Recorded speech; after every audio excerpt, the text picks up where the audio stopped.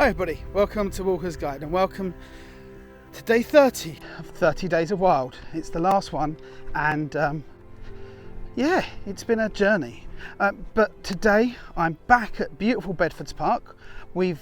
Same site we visited the red deer on day 3 or 4 and the giant sequoia a week or so ago. But today we're not talking about exotics or about animals. We're talking about the king of the trees. Ladies and gentlemen, I give you the oak.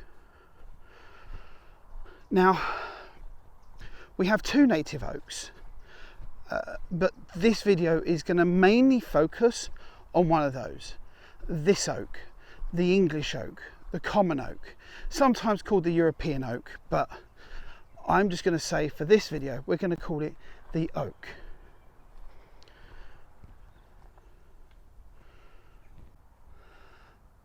The oak tree is one of the most recognisable trees in the country, and I think a lot of that is due to our history with it. From the royal oak, the tree that Prince Charles hid in after the Battle of Worcester in 1651, to of course the most famous of the oaks, potentially, Sherwood Oak, where Robin Hood was said to have hidden with his merry men.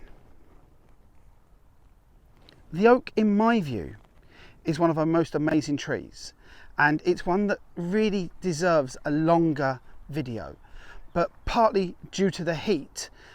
It's one of the hottest days of the year so far, and it is boiling. It's 7 o'clock almost, and it's still 30 degrees. I'm going to do a cooler video on a cooler day, but for today, let's do a little bit of an overview of the oak. So in the UK, we have two types of oak that are native. Quercus robur, the English oak, the common oak, sometimes known as the European oak, but like I said, we're going to stick with English oak. And then Quercus petraea. Now, to identify between the two, there's a couple of different methods, but the main method is looking at the acorns. So this is an English oak because its acorns are on sticks, and those sticks are called peduncles. Now this actually is a peduncular oak then, and is the English oak, and its acorn here is actually got a gall or been attacked by a wasp and is growing a random bit of green. The other type of oak, the Cornish or the sessile oak, is so called the sessile oak because the acorns sit on, and sessile is its root is Latin for sits or sitting. But this is the English oak. On the leaf side, look at those beautiful leaves, how identifiable, the beautiful lobing, the slightly upturned, between 7 and 10 centimetres long approximately, and beautiful forest green. The male flower is a catkin, something like these dead ones up here, but they'd normally be yellow and not dead. And yes, the oak is wind pollinated, but it's also monoecious. If you remember, that means that both the male and the female flower are on the same tree, but it's not hermaphrodite, therefore the flowers are two separate flowers on the same tree. An oak's bark, look at that, beautiful, deeply fissured. This is quite an old oak. I would say this is probably 400-ish years old, maybe a little bit younger. But look at that fissure, look at that depth, and that beautiful brown, full of tannins. The oak supports over 2,300 species of animal and plant and lichen and insect.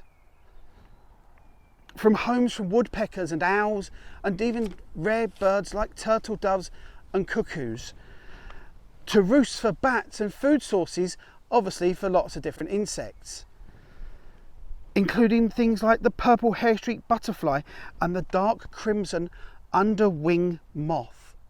I've said it before and I'll say it again, the people who named butterflies and moths had far too much fun. They are fantastic names. Then there are the over 230 species that rely heavily or predominantly on the oak, including the oak mining bee, which eats the pollen from the male flowers. I mean, that's just random and cool, right? So what use are oaks? Well, timber. Be all and end all, really, isn't it? Well, no, because the acorn has been used for centuries for food.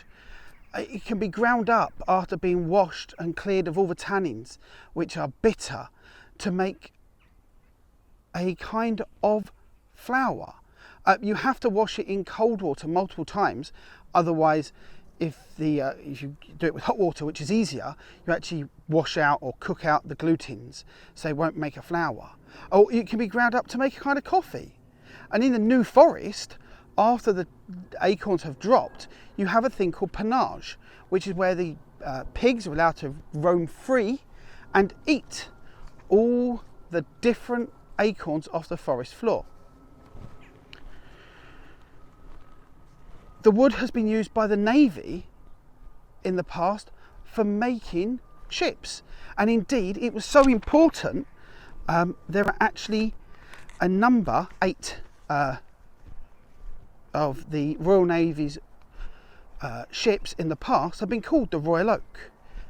Indeed, it was so important, the Royal Navy with their oak ships, that the Navy at one point was called a wooden wall around England.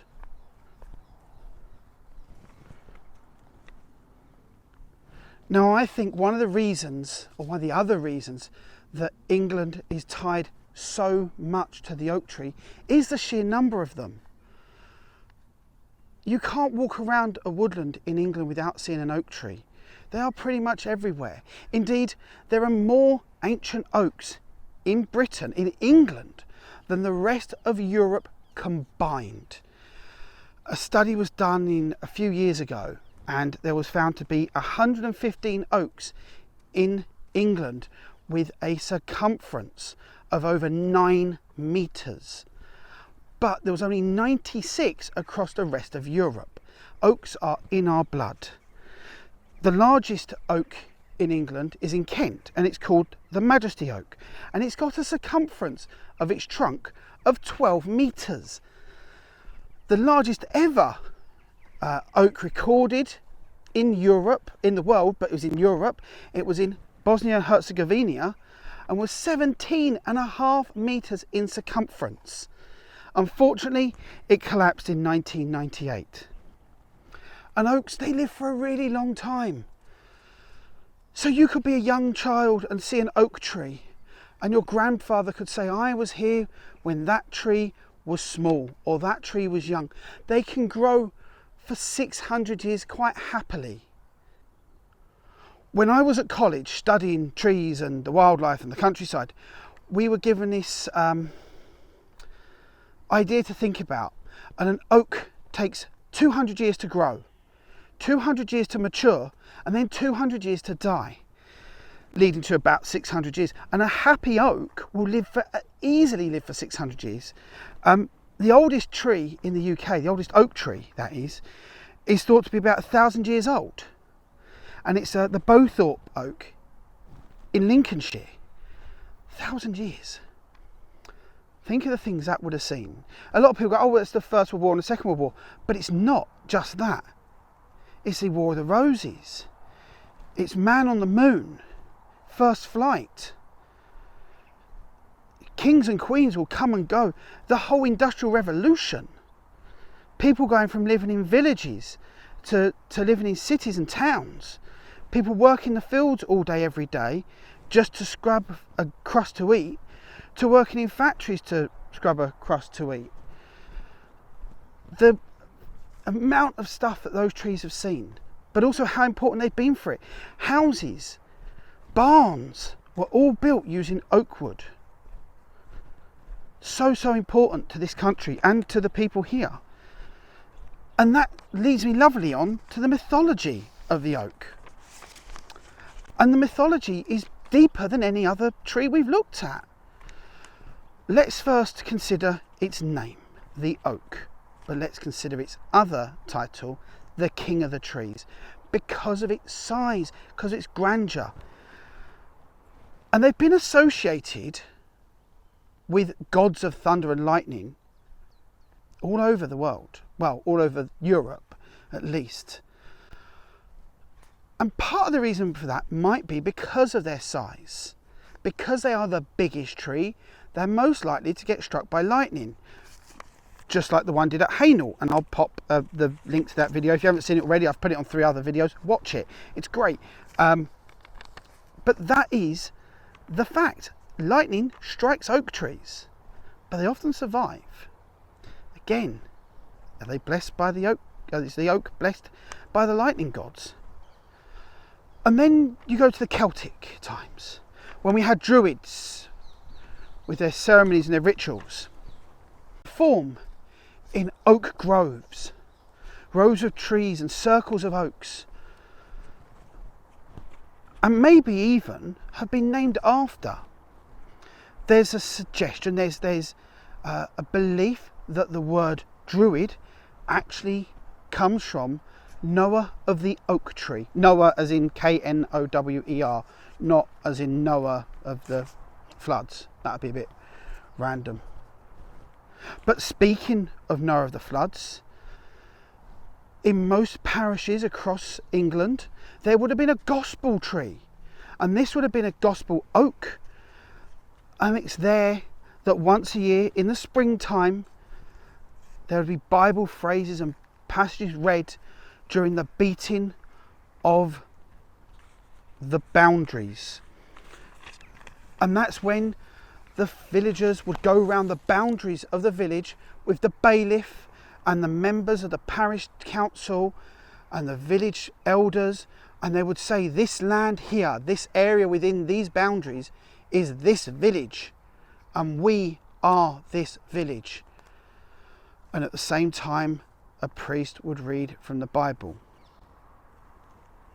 Finally, oak trees were even believed to tell you the weather, along with their close neighbour, but completely unrelated tree in every way, shape and form, the ash, which is just over there and unfortunately suffering from ash dieback. There was a phrase, a poem if you will. If oak before ash, then we're in for a splash. If the ash before oak, then we'll surely have a soak. And they're talking about the leaves. If the leaves of the oak tree come out before the ash tree, it'll be a dry spring. But if the ash tree leaves come out before the oak tree, it'll be a really wet one. There's so much more about the oak I want to go into. Talking about the Green Man, who was the god of the oaks, or was a god or a mythical forest creature who was made up of oak leaves and is actually seen in churches. Through to some of our actual famous and important oaks, like Old Nobley, like the Gilwell Oak, which is at Gilwell Park, the Scout headquarters, like the oak tree on Greenwich, in Greenwich Park, which was turned into a prison. They're all over the Claverdon Oak, which is up in North Essex, Major, which is the Sherwood Forest Oak. They're everywhere and they're so important and they're so beautiful. Indeed, if you go out for a walk and you see a line of oaks across a field, why are they there? Well, after World War I, World War II, when tractors started getting more used, the rest of the field hedge, rest of the hedgerow was grubbed out, but the oak was left behind because it's important. There's a lot to oaks, and I feel like I've only scratched the very surface of the surface in this video. So keep an eye out, because there will be more videos coming. 30 Days of Wild being over doesn't mean the Walker's Guide is going anywhere. Indeed, there'll be another video put up in a little while, all about the future, I hope. But beyond that, I'd like to say thank you for joining me for this journey. Thank you for visiting some of these lovely places with me. I should go this way instead. And I'll see you again soon on the Walker's Guide. Bye.